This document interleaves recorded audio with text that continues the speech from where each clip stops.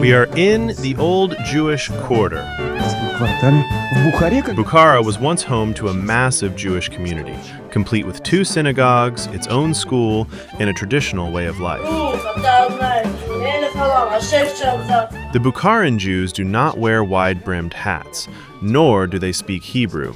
As history would have it, their everyday languages are Uzbek or Tajik. The Russian language remained here as a legacy of the Soviet era. Живут на территории мусульманского мира, относятся к категории сефардов. Все евреи, которые в основном живут в европейской части, это Голландия, Бельгия, Россия, Израиль, другие страны, Америка, да, там в основном ашкенази. 4 years ago, we filmed the lives of the Bukharan Jews, perhaps the most enigmatic residents of old Bukhara.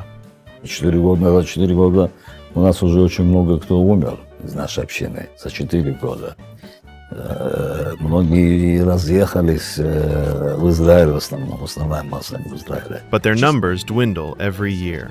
We came to ask, why do some migrate while others stay behind? Здесь очень мало евреев и очень мало уже остается общения для более взрослых детей, поэтому... Ну и семьи заводить здесь, наверное, сложно. Нет, да. Мы, по крайней мере, кто придерживается здесь, и невозможно, там они могут встретить только свою половину.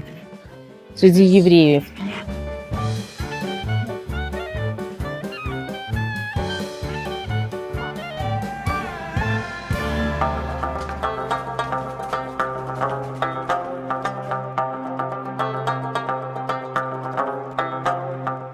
Bukhara is one of the largest and oldest cities in Uzbekistan, with a history spanning more than 2,000 years.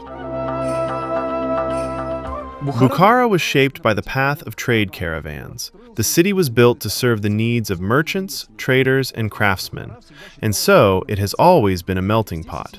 Even today, dozens of ethnicities live here, including the Jews. The Bukharan Jews remain among the city's most mysterious inhabitants. Despite having lived here for centuries, little is known about them, as they live a secluded life within their own quarters.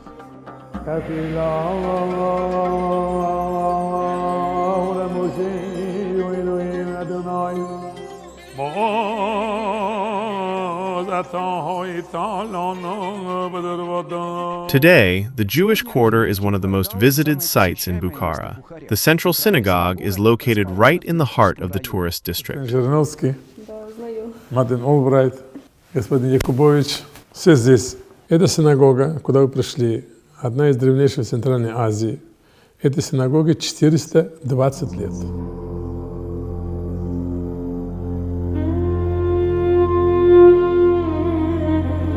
The synagogue has survived various eras and upheavals, but today, the community's greatest blow has been the death of the chief rabbi. Since then, Abram Iskakov has stepped in to lead. There is no one else to take the mantle. Раввин был, он умер несколько лет тому назад, Арон Сиянов. Это был известный человек, это мой учитель он. Почему нет нового раввина? А нам он здесь не нужен уже сам по себе. Потому что это, во-первых, он должен приехать из Израиля. Чтобы раввином быть, надо закончить специальную школу. Ешивы называется там, понимаете? Это учебное заведение. А где это такая возможность? Кто будет ехать и учиться там и тому подобное? Годы идут, время идет. Понимаете? Вот. А все, что необходимо, мы здесь проводим сами. Я все это сам провожу здесь. Так, но если какие-то проблемы будут, мы вызываем, мы консультируемся с нашим главным раввином Израиля по телефону, если там что-то непонятно, что-то, какие-то трудности. Abram Borisovich is a respected man in the community. He is quick to engage in conversation and, if the mood strikes, he might even sing a psalm, sacred prayer poetry.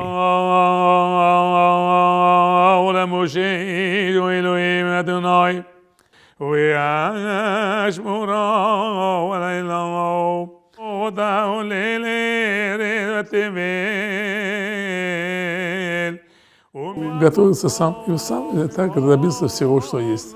Я не хочу хвалиться, это некрасиво, но я не от одного раввина, который закончил там школу, это я не отстаю.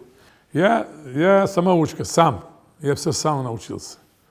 У меня, когда еще отец был живой, я редко ходил в синагогу в то время. Ну, отец ходил, мы же молодые. когда отец умер, а у нас так, если отец или мать умирает, вы рано или поздно, любой человек должен в синагогу приходить, потому что мы должны почтение отца в течение года посещать синагогу утром и вечером. In his past life, Abram Borisovich was a journalist who owned Bukhara's first private publishing house. With the arrival of the internet, circulation dropped, and the newspaper was forced to close. Я 45 лет работал журналистом, работаю. Я в основном писал медицина и правоохранительные органы. Самая моя такая работа была, материал, было написано, я собрал материалы «Тайны Бухарского арка». Вот как из Бухарского музея вывозили бриллианты эмира Бухарского. Мы все это вернули в Бухару. Now, the rabbi stands guard over the community's treasures. Ancient Torah scrolls that survived wars and revolutions are kept modestly in a glass cabinet. In the early 2000s, there was even an attempt to steal one of the scrolls and smuggle it out of the country. Оленя кожа. Что вот это сворачивает вот так. Он вот это берет вот так и начинает сворачивать. 54 главы здесь, Торы.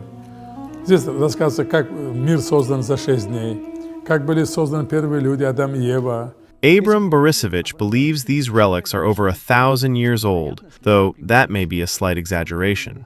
The term Bukharan Jews only appeared in the 19th century, coined by the Russian colonialists who conquered Bukhara to describe the local Jews who had settled here in the early Middle Ages. Проживали в Иерусалиме, их часто гонимая нация была евреев, понимаете? Тут размежались они с Иерусалима, с Израиля, кто куда, кто-то пошел в Европу, дошел до Европы, кто-то дошел до Ирана, в сторону Азии, понимаете как? Вот. Но больше все-таки у нас, Израиль же это азиатская страна, Азия, да, больше все-таки у нас азиатского, будем так говорить, чем европейского.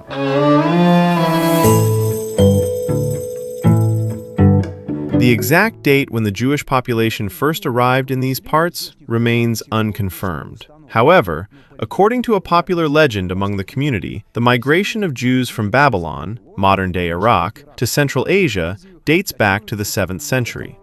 Из Израиля они попали в Вавилон, в плен, когда попали. Их освободили. Была война между Персией и Вавилоном. Персидский царь Кир II, это сын еврейки Эстер Амалка, у царя Ирана, Ахашверош, или Артаксеркс, мы говорим.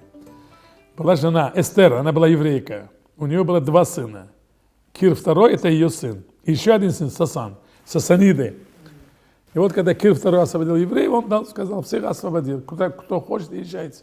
Сейчас уехала в Марокко, сейчас уехала в Иран, сейчас в Израиль. Вот те, которые в Иране были, они прибыли в Афганистан. Из Афганистана в Туркменистан, из Туркменистана в Бухару. В VI веке они были здесь. И отсюда начали потом уезжать в Фергану, Самарканд, Ташкент, поэтому говорят бухарские евреи. Основа здесь. Еще глубже, основа в Израиле. Over centuries of living in Central Asia, the Jews have literally grown into its culture. Today, it is quite difficult to distinguish a Bukharan Jew from an Uzbek or a Tajik. They speak Farsi, specifically their own Jewish dialect of the Tajik language. Consequently, they understand Tajik perfectly, know the state language of Uzbek, and also study Hebrew at the city's only Jewish school. Эта школа у нас образовалась в 1994 году. Первоначально она была только еврейская, для того, чтобы была алия, легче для того, чтобы дети, выезжая в Израиль, уже были адаптированы с средой, культурой и, естественно, языком иврита. Здравствуйте. Maya Yakubovna is one of the few who speaks Hebrew. She says many study the language to make it easier to adapt to life in Israel after they move. Her 2 children have been living there for a long time. 5 детей с мужем, и 3 пока здесь с нами, а те старшие уже уехали в Израиль после 18. А это престижно здесь, если ваши дети, например, учатся и продолжают учиться или работать где-то в Израиле, да? Все пытаются. Но они там отправить своих себя детей. легче находят, наверное. И в любом случае и страна, Израиль должна быть Дети предпочитают уезжать туда. У них там своя сфера, свой круг друзей. Здесь очень мало евреев и очень мало уже остается общения для более взрослых детей, поэтому... Ну и семьи заводить здесь, наверное, сложно. Нет, да. Мы, по крайней мере, кто придерживается здесь, и невозможно. Там они могут встретить только свою половину. Среди евреев. То есть вот это у нас абсолютно строго соблюдается, поэтому здесь это невозможно. A major problem for the new generation is the lack of marriage partners. Brides and grooms often have to be sought out in other cities or countries. Over the last 30 years, more than 20,000 Jews have emigrated from Bukhara to the U.S. and Israel. Emmanuel's family also lives in Israel now, but he stayed behind to look after the synagogue. Никто не знает точно численности. Вы спросили про смешанные браки. Их были в союзные времена, особенно их было очень тоже достаточно. У нас, вы знаете, что национальность идет по матери. Вот таких у нас очень много. Если с ними считать, что их матери у них еврейки, да, значит, их таких наберется, наверное, 1000 человек у нас сегодня. То есть, если мать еврейка, дети, соответственно, тоже евреи, чтобы вы понимали. Если таких, с ними считать нас очень много, но многие не вхожи в общину, многие не вхожи в синагогу. То есть это их желание. Папа, допустим, мусульманин, мама еврейка, они больше в исламе, чтобы вы понимали. Но по закону, по нашим законам, они являются евреями, они могут приходить, пожалуйста, их могут быть тут с нами вместе в миньяне, даже, чтобы вы понимали, в кворуме, понимаете. А так, где-то нас, вот таких, кто вхож, на праздники приходит, ну, около 200 человек, наверное.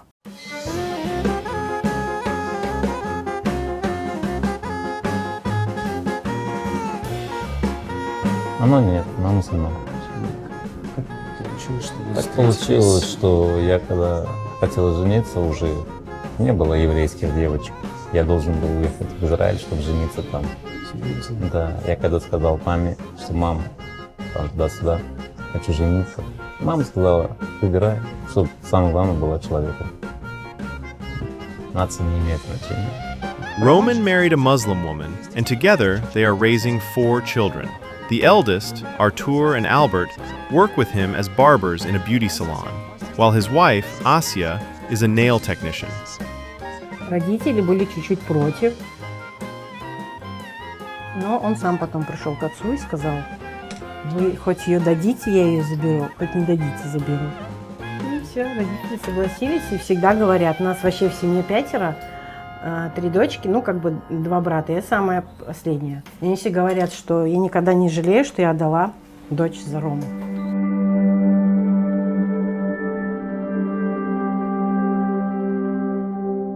Мусульмане рождаются или евреями рождаются, ими становиться очень трудно. Говорят же, что есть какой-то обряд. Юр. Юр. Да, ну это здесь не пройдет. Эти тесты только в Израиле могут пройти, но не здесь. Вы не думали об этом? Нет. Самое главное, чтобы у меня было. Мне больше за человечество, не за религии. Roman visits the synagogue on Saturdays for Shabbat. Observing other religious rules, he says, is very difficult. For example, excluding non-kosher food from his diet. Если бы вы знали нашу веру, там не только, скажем, кошерное мясо, у тебя должна быть вся посуда кошерная. Посуда. В этой посуде, если ты откуда-то что-то купил и принес с магазина, в него положил, это твоя посуда харам. У нас невозможно, чтобы ты сегодня в этой посуде ел еду, а завтра молочное. Это уже все. Ты должен его выбросить. Очень сложно продерживаться. Очень сложно. Когда говорят, ислам очень тяжелый. Нет, он супер легкий перед иудизмом.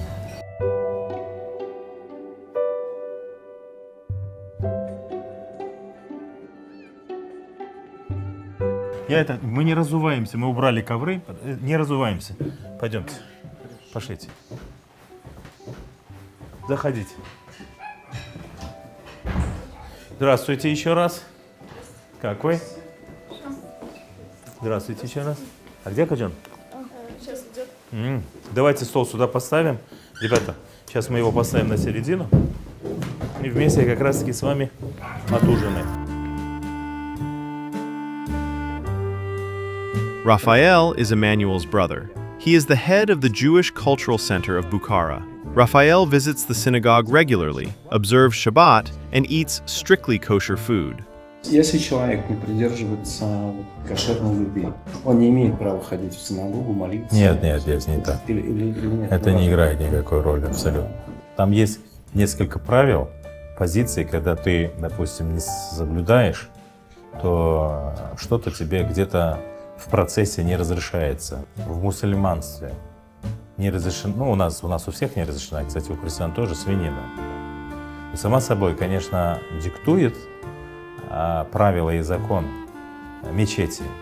Это ты же знаешь, но тебе не могут сказать, ты ел свинину, не приходи. Как раз таки атмосфера мечети, ты пришел раз, ты пришел 10 раз, и она тебе где-то в процессе, когда они начинают пояснять, почему нельзя, как раз таки тебе надо приходить для того, чтобы потихонечку осознать, что вот это можно делать, нельзя, а где это можно услышать. Это имам может сказать, в синагоге это может рассказать раввин, ну и пошло-поехало. То есть тебя не лишают возможности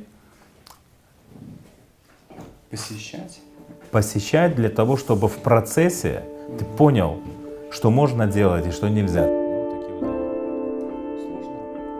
Ritual slaughter is no longer practiced in Bukhara.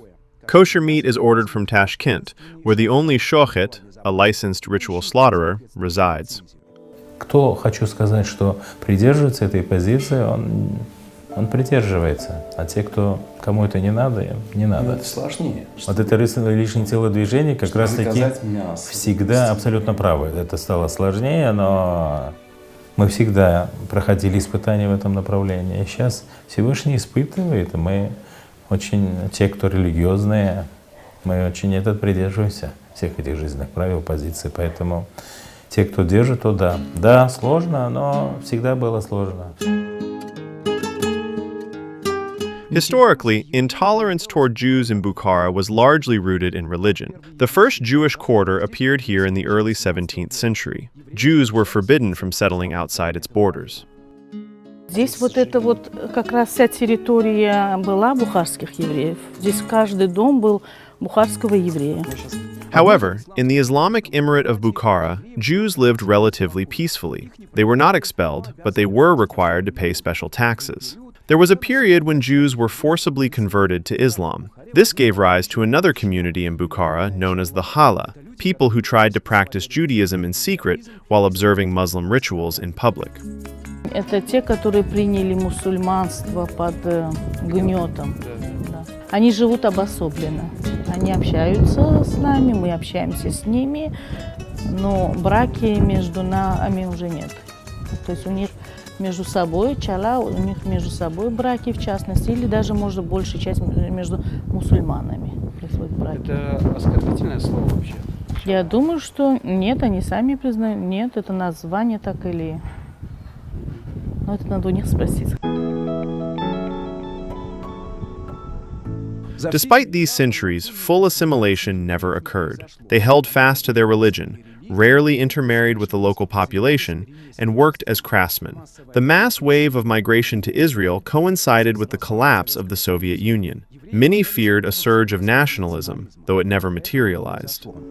С детских лет нам всю жизнь родители говорили об Израиле, и для меня была большая мечта оказаться в Израиле, на родине своих предков многовековой. И с удовольствием смотрела тот же Иерусалим, те же памятники с радостью. Для меня это было нечто очень такое воодушевленное и связано с присутствием Божьего Духа. Вот я уезжала, когда была замужем, правда, первый раз в 97 году выехала, а впоследствии уже намного чаще. Но в любом случае, работая здесь и, живя в Бухаре, я предпочитаю на каникулах съездить в Израиль. Но тем не менее вы вернулись и все время возвращаетесь сюда. Значит, вас там что-то не устраивает? Меня устраивает, почему? Многое, все почти. Просто работа мужа удерживает его здесь, а я как жена правильная должна быть рядом с мужем. А у него здесь работа? Да, Работа здесь держит. держит его ощущение поддержки. Здесь он помогает пожилым, бедным, одиноким. Today, only the name remains of the Jewish quarter. Entire streets now exist without a single Jewish resident. Their old homes are being bought up and converted into hotels. Real estate prices have skyrocketed due to the influx of tourists, as these buildings hold great historical value. Most are at least 200 years old and designed in the Jewish tradition. Подняли цены несколько раз. То есть, такой Ну, вот потому дом что- от 100 тысяч и выше. Ну, в данный момент, да, но они с учетом того, что они же делают под гостиничный бизнес, если, то, возможно, будет как такая прибыль, что позволяет купить дом. То есть, А раньше, когда они уезжали, это было всего смешная цена, ну, очень смешная. От $500 в среднем до 2-3 тысяч. ну, это 90-й, конец 90-х. Да. Все, кто купил, они большую часть сделали гостиницы. Вот в этом районе.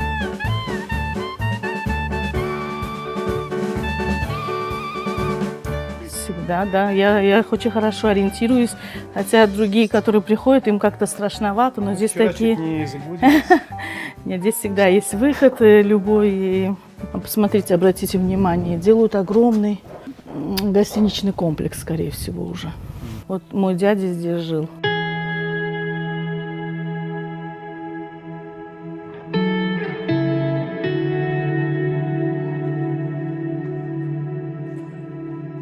Вот, смотрите, я сейчас покажу 3 дома. Мы здесь, вот еще еврейский дом, вот еврейский дом, напротив тоже еврейский дом. Они живут, да. Вот 4 дома, 1, 2, 3, 4, это все еврейские здесь. То есть еще остались. Это вот из всех, кто был. Здесь мы живем, пойдемте. Это родительский дом, о котором я вам сказал. It is a Jewish custom. Before entering a house, one kisses the mezuzah, a small case containing a parchment scroll with text from the Torah, attached to the doorpost. Raphael's house is also a historical landmark, dating back to the end of the 19th century. Вот это Николаевская постройка, 1888 год, да? Вот она сохранилась, видите? There were once 15 synagogues in the Old Quarter. Now only 2 remain. Raphael manages one of them along with his brother. As long as congregants continue to visit, they have no plans to leave Bukhara. В чем отличается позиция той синагоги? и Нет, вашей опять-таки синагоги? акцентируем внимание не на синагоги. Мы всегда придерживаемся жестких принципов. Это строго молитва и никакого отвлечения. А там, с учетом того, что она находится в той стороне, где большой поток туристов, соответственно, они могут прийти в субботу, когда идет молитва, они могут фотографировать, они могут значит, опускать эти пожертвования и все остальное, что нельзя, да. И получилось так, что неприемлемо для консерваторов, поэтому там в этом направлении немножко более либеральная позиция их взглядов, что типа пусть заходят, нет, пусть заходят, но можно предупредить, что сегодня непосредственно с финансами, то есть это пожертвование не должно быть, сегодня фотоаппаратов не должно быть, фотографировать, потому что с точки зрения религии. Сегодня зарабатывать на них ни в коем случае нельзя. Там. Мы поднимали этот вопрос, мы говорили, и в итоге мы решили, что раз это так, значит, мы имеем немножко иной взгляд. Значит, кому удобно, пожалуйста, кто придерживается этих позиций, пожалуйста, здесь, кто придерживается иных позиций. Ну, на личностных каких-то отношениях это не отражается. Вы все общаетесь. Но мы стараемся общаться. Это нужно делать, потому что на нашем личном примере на нас многие очень смотрят. However, collective prayer has become a rare occurrence in both synagogues. The challenge is gathering a minyan, a quorum of 10 adult men. Without the required number of participants, the Torah scroll cannot be read.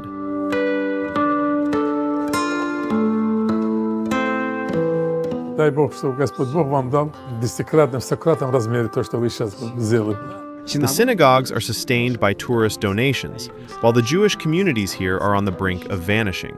In all of Uzbekistan, there are no more than 500 Jews left. In Bukhara, only about 120 remain. Thousands of Jews have found their final resting place here, buried in the old Jewish cemetery. For the past few years, work has been underway to restore the old graves. This effort is funded entirely by Bukharan Jews living abroad. Никогда не будет такого дня, чтобы здесь никто не остался. Такого не будет. Нет. Это все зависит от образа жизни, условий жизни. Человек должен жить там, где ему хорошо. Если здесь ему хорошо, зачем ему ехать куда-то? Вот из Америки приезжают, мне говорят, почему вы здесь остались, почему в Израиле или в Америку не едете? А я говорю, а почему вы в Бухару не приезжаете жить? Он говорит, мне там хорошо. Значит, мне здесь хорошо.